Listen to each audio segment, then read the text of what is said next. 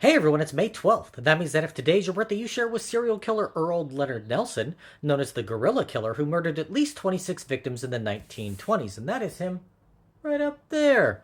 After his birth in San Francisco in 1897, Nelson had a rough childhood, with both of his parents dying of syphilis before he turned 2. He was raised by his strict Pentecostal grandmother and was expelled from school at the age of 7 for his bad behavior. Nelson was hit by a streetcar while riding a bike when he was 11, suffering a head injury that left him in a coma for 6 days and with a hole in his skull. That same year, his grandmother died, and he was sent to live with his aunt. Now suffering from headaches and memory loss, Nelson began drinking heavily and frequenting prostitutes at the age of 15. In 1915, Nelson was sent to San Quentin State Prison for breaking into a cabin but was released the following year. This began his long criminal career, in which he was jailed multiple times for burglary and larceny.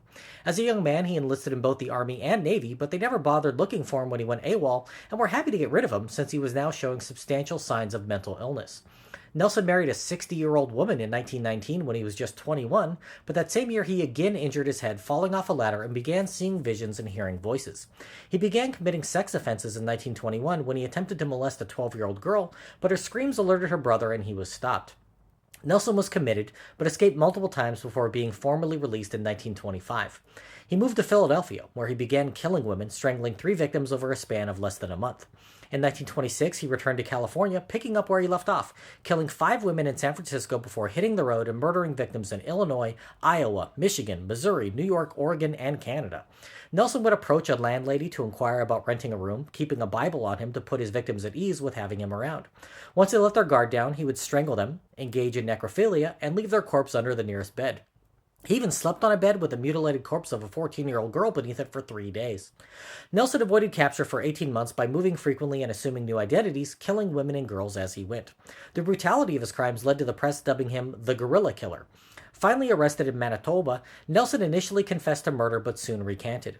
After his photo was circulated across the United States, over 60 witnesses testified at his trial in November of 1927, at which he was convicted and sentenced to death. It is believed that he killed at least 25 women and girls, as well as the 8-month-old son of one victim, but with his travels, the number could be far higher. After recording his last words of, "I forgive those who have wronged me," Nelson was hanged in 1928, putting an end to his crimes for good. Killing on average of once every 3 weeks, he was the first case in which widespread media attention was paid to a serial killer, and he was considered to be the most prolific the world had ever seen until the crimes of Juan Corroto were discovered in 1971. Scroll down to February 7th for more about him. If this is your birthday, I hope you have a great day. Leave me a comment so I can wish you a happy birthday. If you know someone's birthday it is today, send them this video so they can find out all about their birthday twin. And to Earle Leonard Nelson, I say, happy birthday, you bastard.